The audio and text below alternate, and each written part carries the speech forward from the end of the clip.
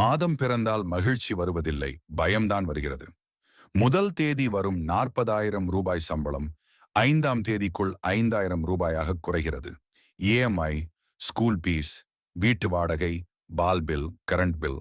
கடைசியில் உங்கள் உழைப்பிற்கு மிஞ்சுவது என்ன? வெறும் சில்லறைகள் மட்டும்தான். ஏன் நம் வாழ்க்கை இப்படி இருக்கிறது? நாம் உழைப்பது பத்தவில்லையா?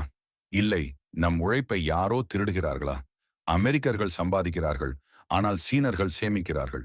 ஏன் தெரியுமா? சீனர்களுக்கு பணம் என்பது பொருள் அல்ல, அது ஒரு ஆயுதம்.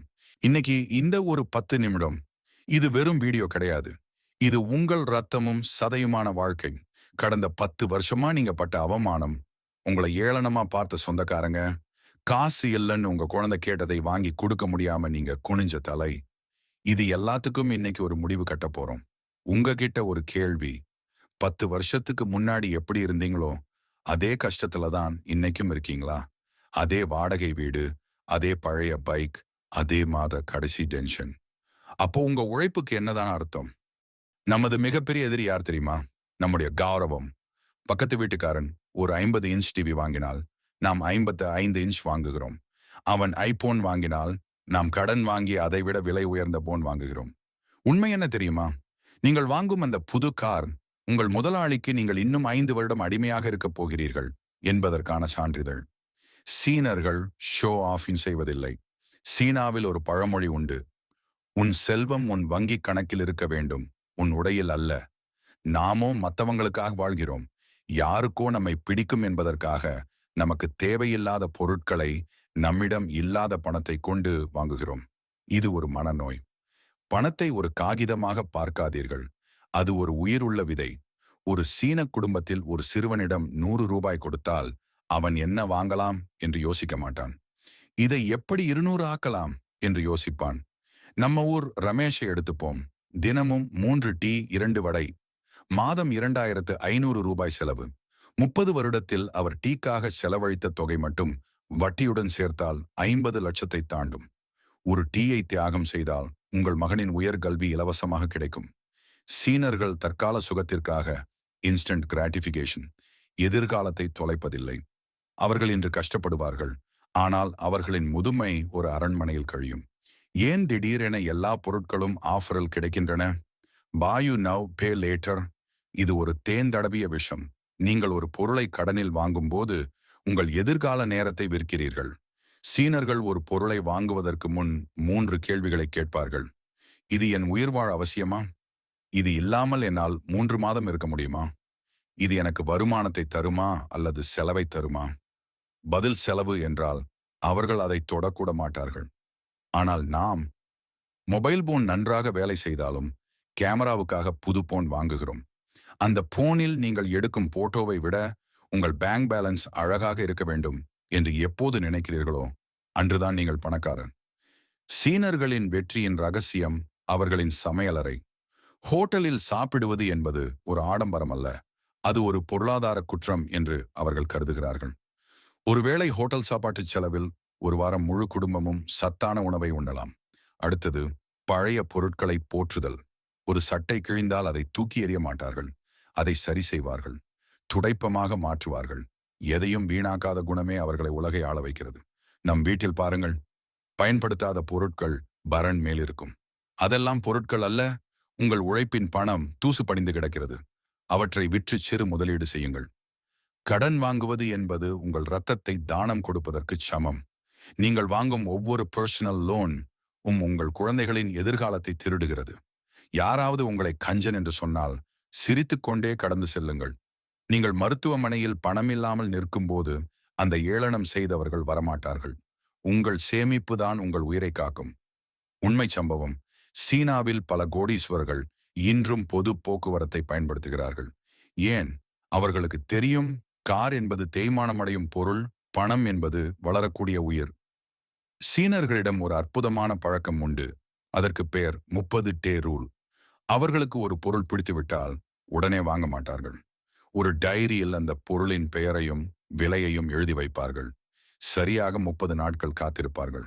இந்த 30 நாட்களில் அந்த பொருள் இல்லாமலே அவர்கள் வாழ்ந்திருப்பார்கள். 31வது நாள் யோசிப்பார்கள், இது உண்மையிலே எனக்கு தேவையா? 90% நேரங்களில் வேண்டாம் என்ற முடிவுதான் வரும். நம்ம ஊர் நிலைமை என்ன? ஃபிளாஷ் சேல் போட்டால் போதும், சர்வர் ஹேங் ஆகிற அளவுக்கு முண்டியடிக்கிறோம். அந்த பொருள் வீட்டுக்கு வந்ததும் 2 நாள் அதனுடன் விளையாடுவோம். 3வது நாள் அது மூலையில் கிடக்கும். உண்மை என்ன தெரியுமா? நீங்கள் வாங்கும் ஒவ்வொரு தேவையற்ற பொருளும் உங்கள் சுதந்திரத்தை அடகு வைக்கிறது. அந்த பொருளை வாங்க நீங்கள் செலவழித்த பணம் உங்கள் உழைப்பு.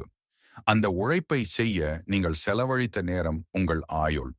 ஒரு தேவையில்லாத போன் வாங்குகிறீர்கள் என்றால் உங்கள் ஆயுளின் 100 மணி நேரத்தை அந்த நிறுவனத்திற்கு தானமாக தருகிறீர்கள் என்று அர்த்தம். இது புத்திசாலித்தனமா? நம் ஊரில் ஒரு வழக்கம் உண்டு. பெண் குழந்தை பிறந்த உடனே கல்யாணத்துக்கு நகை சேர்க்கணும் என்பார்கள். பையன் பிறந்தால் அவனுக்கு ஒரு வீடு கட்டணும் என்பார்கள். இது நல்ல விஷயம்தான். ஆனால் அதை எப்படி செய்கிறோம்? நமது தற்போதைய ஆடம்பர செலவுகளை குறைக்காமல் மகளின் திருமணத்திற்காக 20 வருடம் கழித்து ஒரு பெரிய கடனை வாங்குகிறோம். திருமண மண்டபத்தில் 20 வகை சாப்பாடு போடுகிறோம். வந்தவர்கள் சாப்பிட்டு விட்டு உப்பு கொஞ்சம் கம்மி என்று சொல்லிவிட்டு போய்விடுவார்கள். ஆனால் அந்த ஒரு நாள் கௌரவத்திற்காக அந்த தந்தை அடுத்த 10 வருடம் வட்டி கட்டியே சாவார். சீனர்கள் அப்படி அல்ல. அவர்கள் குழந்தைகளுக்கு பணத்தை கொடுப்பதில்லை, பணத்தை பெருக்கும் புத்தியை கொடுக்கிறார்கள். 10 வயதிலேயே ஒரு குழந்தைக்கு கணக்கு சொல்லிக் கொடுக்கிறார்கள். உன் அப்பா கஷ்டப்பட்டு உழைக்கிறார், அதை வீணாக்காதே என்று உணர்த்துகிறார்கள். நீங்களும் உங்கள் குழந்தைகளுக்கு பட்டுத் துணியும் தங்கச் செயினும் வாங்கித் தருவதை விட சேமிப்பின் சுகத்தை சொல்லிக் கொடுங்கள். அவர்களுக்கு நீங்கள் சேர்த்து வைக்கும் மிகப்பெரிய சொத்து நீங்கள் வாங்காத கடன் தான். நம்மில் பலர் நினைப்பது, ஐயா, என் சம்பளமே 15,000 தான், நான் எப்படி சேமிப்பேன்? சீனாவில் ஒரு பழமொழி உண்டு. 1000 மைல் பயணமும் ஒரு சிறு அடியில் தான் தொடங்குகிறது. தினமும் வெறும் 50 ரூபாய். காஃபி குடிக்கவில்லை, சிகரெட் பிடிக்கவில்லை, அல்லது அனாவசியமாக ஆட்டோவில் போகாமல் நடந்தே போனீர்கள் என்று வைத்துக் கொள்வோம். தினமும் 50 ரூபாய் மிச்சம். வருஷத்துக்கு 18,250 ரூபாய். 20 வருஷம் இதை ஒரு நல்ல இடத்தில் முதலீடு செய்தால் கூட்டு வட்டியின் கம்பவுண்ட் இன்ட்ரெஸ்ட் மகிமையால் அது 10 முதல் 15 லட்சமாக மாறும். வெறும் 50 ரூபாய் உங்கள் பிள்ளையின் கல்லூரி படிப்பை முடித்துக் கொடுக்கும். நாமோ லட்சக்கணக்கில் வந்தால்தான் சேமிப்பேன் என்று காத்திருக்கிறோம். கடல் நீர் வற்றும் வரை காத்திருப்பவன் ஒருபோதும் குளிக்க முடியாது. இன்று இந்த நிமிடம் உங்கள் சில்லறைகளை சேமிக்க ஆரம்பியுங்கள். உங்களை கஞ்சன் என்று உலகம் சொல்லட்டும், பரவாயில்லை. இவன் என்ன பழைய போன் வச்சிருக்கான் என்று கேலி செய்யட்டும். கவலைப்படாதீர்கள். உங்களுக்கு ஒரு அவசர ஆபரேஷன் என்றால் உங்களை கேலி செய்தவர்கள் ஒரு ரூபாய் தரமாட்டார்கள். அப்போது உங்கள் கையில் இருக்கும் சேமிப்பு தான் உங்கள் கடவுள். சீனர்கள் கௌரவத்தை விட பாதுகாப்பிற்கு, செக்யூரிட்டி முக்கியத்துவம் தருகிறார்கள்.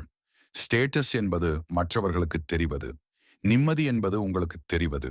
மற்றவர்கள் கண்களுக்காக வாழ்ந்து உங்கள் நிம்மதியை தொலைக்காதீர்கள். ஒரு பழைய சட்டையை துவைத்து தேய்த்து போட்டால் நீங்கள் ஏழை கிடையாது. மனசாட்சிக்கு விரோதமாக கடன் வாங்கி புது சட்டை போட்டால்தான் நீங்கள் ஏழை. ஏழ்மை என்பது பணப்பை காலியாக இருப்பது அல்ல, புத்தி காலியாக இருப்பதுதான் உண்மையான ஏழ்மை. இப்போது நான் சொல்லப்போகும் 3 விஷயங்களை இன்றே செய்யுங்கள். Expenses tracking. இன்று முதல் ஒரு ரூபாய் செலவு செய்தாலும் அதை டைரியில் எழுதுங்கள். மாதம் கடைசியில் பாருங்கள், குறைந்தது 2,000 ரூபாய் தேவையற்ற விஷயங்களுக்கு போயிருக்கும். Emergency fund. 6 மாத சம்பளத்தை ஒருபோதும் தொடாத ஒரு கணக்கில் சேமித்து வையுங்கள். அதுதான் உங்கள் தைரியம். டெப்ட் அவலான்ச். இருக்கும் கடன்களில் அதிக வட்டியுள்ள கடனை முதலில் முடியுங்கள். கடன் என்பது உங்கள் நிழலைப் போல, நீங்கள் ஓடினாலும் உங்களை துரத்தும். அதை வெட்டி எறியுங்கள். இந்த 1 மணி நேரம் உங்கள் வாழ்க்கையை மாற்றப் போகிறது என்று நீங்கள் உணர்ந்தால் அதை செயலில் காட்டுங்கள். வீடியோ பார்த்துவிட்டு போவதால் வாழ்க்கை மாறாது. வீடியோவில் சொன்னதை செய்வதால் தான் வாழ்க்கை மாறும். உங்கள் உழைப்பு உங்கள் குடும்பத்துக்கானது, வங்கிகளுக்கானது அல்ல. எழுந்து நில்லுங்கள், சேமிக்க தொடங்குங்கள். இந்த வீடியோ உங்கள் வாழ்க்கையை மாற்றும் என்று நம்பினால் இதை கடனில் தவிக்கும் உங்கள் நண்பருக்கு பகிருங்கள். நாம் அனைவரும் சேர்ந்து ஒரு கடன் இல்லா சமூகத்தை உருவாக்குவோம். துணிந்து நெல், தொடர்ந்து செல். வெற்றி உனதே.